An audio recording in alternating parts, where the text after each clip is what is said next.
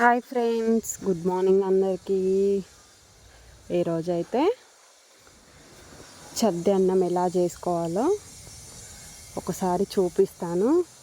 మన అమ్మమ్మలు నానమ్మల కాలంలోనైతే ఎక్కువ ఇలానే తినేవాళ్ళు. ఇలా తింటే ఆకలి కూడా కాకుండా ఉంటుంది.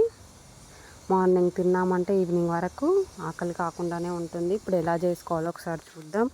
ఇవైతే నేను కొత్త బియ్యం తీసుకున్నాను.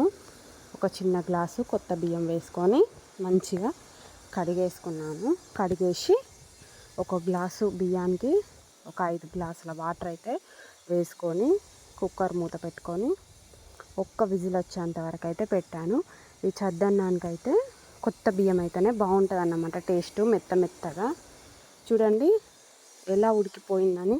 మెత్తగా ఉడికిపోయింది కదా. ఇక ఇలా ఉడకాలి. ఉడికిన తర్వాత చల్లారనిచ్చుకోవాలి.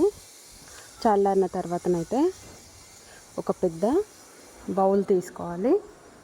తీసుకొని దాంట్లో ఒక కప్పు అన్నం వేసుకోవాలి. చూడండి ఎంత బాగా మెత్తగా అయిపోయిందని. ఇలా ఉంటేనే మంచిగా టేస్టీగా ఉంటుంది. ఇప్పుడు మరి ఒక హాఫ్ కప్ అయితే గడ్డ పెరుగు వేసుకోవాలి. వేసుకొని ఇలా ఒకసారి కలిపేసుకొని మన టేస్ట్కి సరిపోయేంత సాల్ట్ వేసుకోవాలి.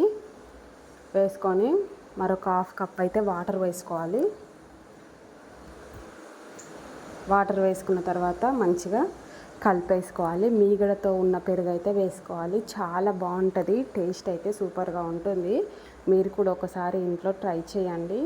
పిల్లలు కూడా ఇష్టంగా తింటారు. ఇగో ఇలా మొత్తం పెరుగు ఉప్పు అంతా కలిసేంత వరకు మంచిగా కలుపుకోవాలి.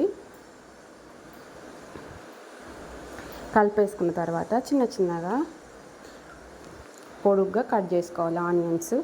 అలాగే పచ్చిమిర్చి కూడా వేసుకొని దీనికి మామిడికాయ పచ్చడి అయితే చాలా టేస్టీగా ఉంటుంది. సూపర్గా ఉంటుంది. అలాగే ఈ అన్నం మామిడికాయ పచ్చడి తినండి, చాలా బాగుంటుంది టేస్ట్. ఓకేనా ఫ్రెండ్స్, మరి మా వీడియో నచ్చిందంటే మా ఛానల్ని సబ్స్క్రైబ్ చేసుకోండి, లైక్ చేయండి, షేర్ చేయండి, కామెంట్ చేయండి.